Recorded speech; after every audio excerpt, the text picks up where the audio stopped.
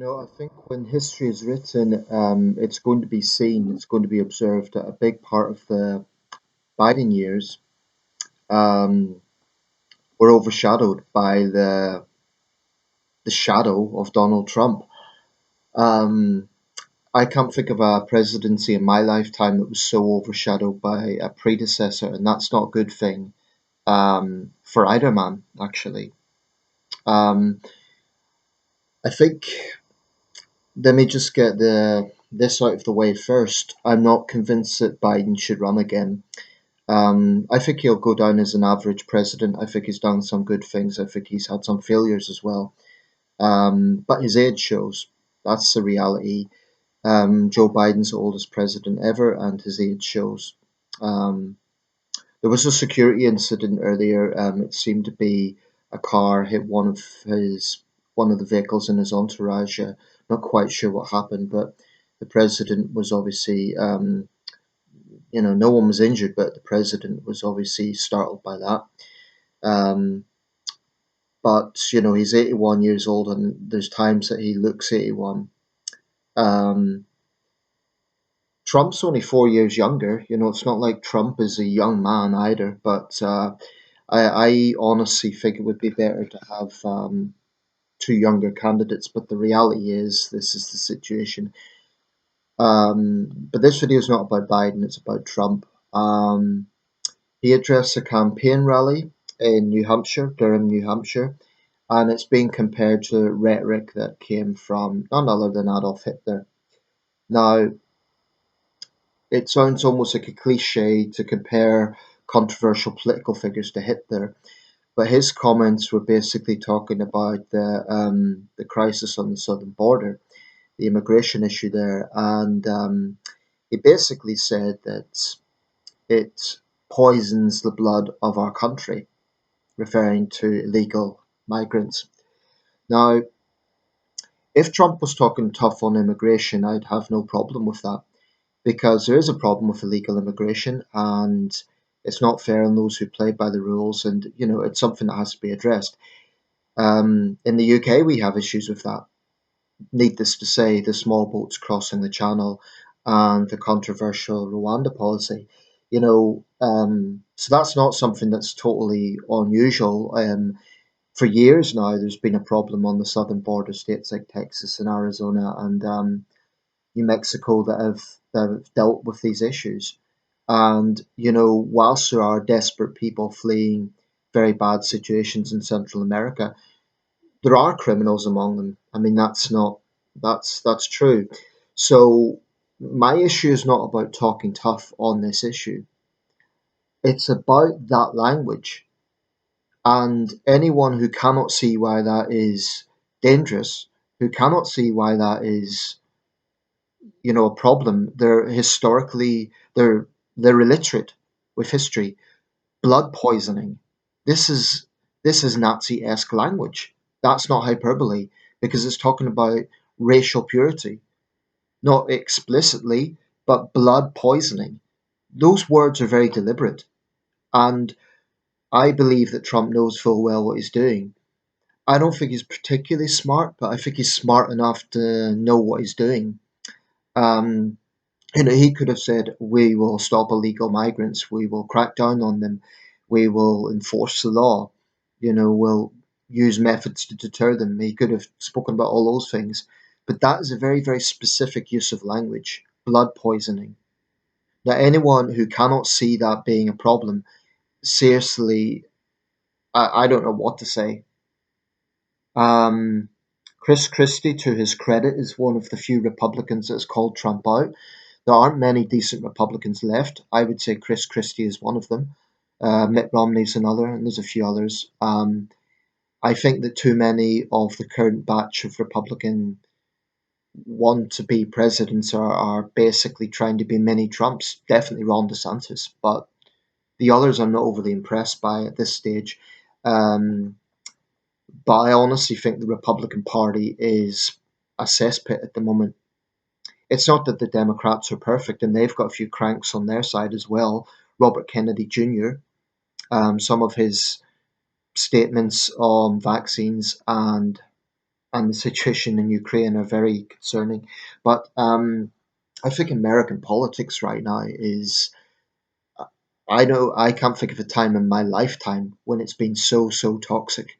Um, but another thing I think, I mean, when it comes to Donald Trump, I hate the man. I think he's toxic. I think he's a thoroughly obnoxious character.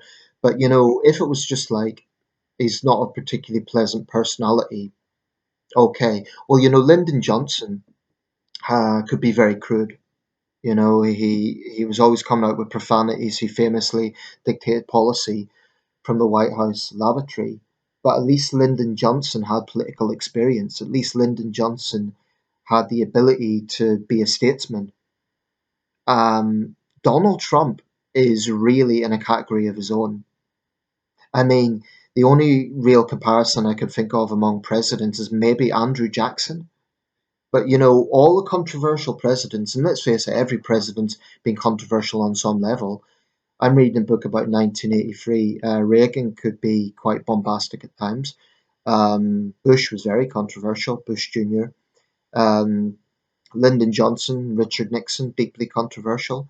Nixon, the crook, Watergate. Um, but they were statesmen compared to Trump. They really, really were. This guy is a carnival barker. He is a demagogue. He is a completely thoroughly obnoxious character. I mean, even before he entered politics, this was a guy who was famous for, The Apprentice, for firing people. I never have understood Trump's appeal. Um, his wealth is there's even question marks on that if he's exaggerated his wealth. But leave aside the fact that he has numerous criminal um, allegations against him, numerous trials going on. Um, he quoted Putin, and he said that Joe Biden is a threat to democracy before adding, even Vladimir Putin, and this is a quote from USA Today, says that Biden's, and this is a quote, this was Trump quoting Putin, politically motivated persecution of his political rival is very good for Russia because it shows the rottenness of the American political system, which cannot pretend to teach others about democracy. Now, this is typical of Trump's toxic rhetoric because that sort of implies he's saying, oh, well, even Putin, even this Russian dictator says that. What Trump's really doing is saying, I agree with Putin. What he's really doing there is is parroting Putin. You know, on the day of the invasion of Ukraine, Donald Trump came out and said that was a genius move by Putin because this is a man whose narcissism is such that he would rather attack a domestic rival rather than do the right thing and condemn it. That's the nature of Donald Trump. I think he is a complete narcissist. I think he's probably mentally unbalanced. I think he's a carnival barker. I think he will say, it's very easy to rile up these crowds. And frankly, I might get a backlash for this, but frankly, at this point, I find it very hard to respect those who support Donald Trump because the evidence is clear. I'm not saying they have to support Biden. I can understand people thinking that Biden's a weak president and they don't like some of the things that the left come out with. But really, I do think that Donald Trump is toxic. And the fact that this man could possibly become president again, I don't think he will. But my fear, my concern is that it will be another situation like 2020 where, you know, Trump will stir up conspiracy theories about the election being stolen. Um, Bear in mind what he tried to do in the Georgia count that year. Completely worthy of a banana republic, trying to basically demand that votes are recounted. I mean, I do not understand how, with the abundant evidence available, people can still support Donald Trump because well, I say I don't understand. It's not really that complicated. They believe that everything that, as they put it, comes from the mainstream media is a witch hunt against Saint Donald. But this is absolutely a personality cult because Trump supporters cannot seem to think objectively. Donald Trump can do no wrong in their eyes. This man could literally um, say, I'm going to invite Putin for a golfing session, and they would cheer.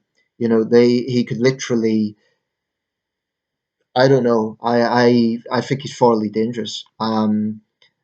He spoke about during his election campaign in 16 about cleaning up the swamp. Donald Trump is the swamp. Donald Trump absolutely is the swamp. Um, and I'm not someone who's sort of a never Trumper. I said, okay, when he becomes president, I'll give a fair analysis.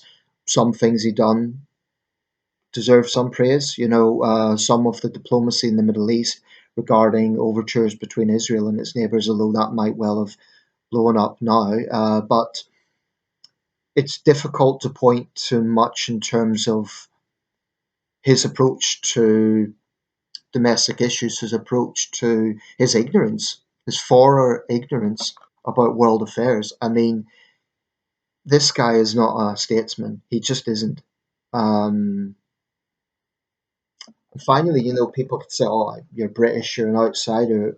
Well, America's the most powerful country in the world, and I do have serious concerns that if this man gets back into the White House, it will be a huge, huge morale boost for Putin and other dictators around the world. It will be, if this was the 30s, Trump would unquestionably be appeasing Hitler. I think there's no doubt about that. He wouldn't be the only one, but I think he would be doing it. And I think Trump has a genuine fondness for dictators. I mean, in the White House, he stood up to Assad. That's one of the few good things he done. But he visited Kim Jong Un. If that had been Obama or Biden, you could be damn sure that the Trump cultists would be calling them communist traitors. But Trump does it, so that completely fell flat. I think Kim Jong Un was taking him for a ride. At best, it was naive. Um, Spoke out against China, fine, but there's a contradiction. It's one thing condemning the CCP, fine, good, yet praising Putin's Russia.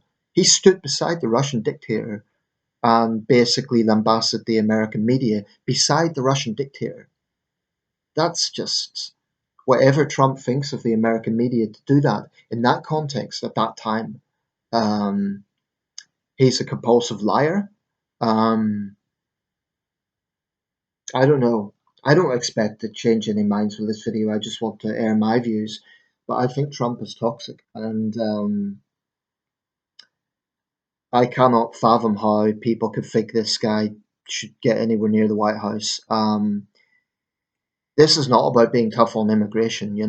I agree. Illegal immigration should be stopped. I think it's unfair when people are playing by the rules that others are not. I think there's issues in that, and but again, there's a hypocrisy with Trump supporters because they're talking about crime and safety. Yeah, I guarantee you, the very same people would have nothing to say about mass shootings, except maybe they'll say it's terrible and the law for thoughts and prayers. But then when anything is proposed to do about mass shootings, they don't want to do a damn thing. They want the status quo. They want nothing to change. Oh, because that would be gun grabbing. I mean, this is, even though whenever Democratic presidents have proposed, common sense gun legislation, it has never involved gun grabbing. That is scaremongering by the NRA. But honestly, if Trump gets back into the White House, my perception of America would really go down. But this guy's a serial loser. That's what has to be remembered. In 2016, he won the Electoral College vote. He lost the popular vote. In 2020, he lost both. Trump is not that successful electorally speaking. He's successful enough to, to foster a personality cult and have diehard supporters. But actually, electorally speaking, he's not that successful. He's a one-term president. So I don't know. I just think Donald Trump is completely and utterly toxic. And if you support Trump, I get it. Nothing I say will convince you otherwise because it's a personality cult. And personality cults have the tendency to, it could do no wrong.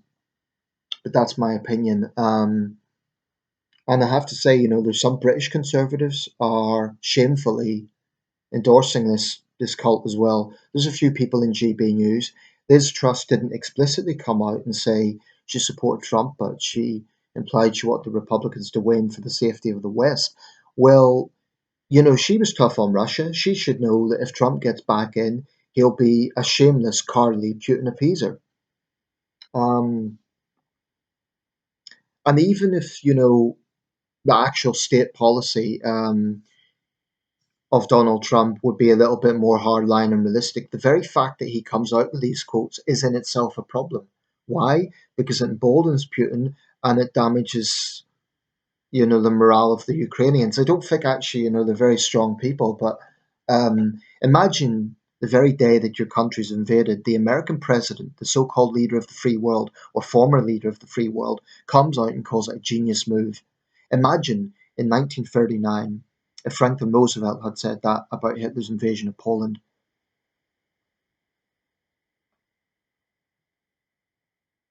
And I think there's a good reason why Trump ranks pretty near the bottom of studies on presidential rankings. He's only a few above if you look at all the academic studies, and I know that's not the same as popular opinion, but literally he's almost at the bottom. The only presidents deemed to be worse are James Buchanan, who failed to prevent the Civil War, Andrew Johnson, who rolled back civil rights after the Civil War, and the famously corrupt administration of Warren G. Harding. After that, it's Donald Trump. Richard Nixon somewhere in the lower middle. I mean, I think he's a complete and utter disgrace, and I just hope he gets nowhere near the White House.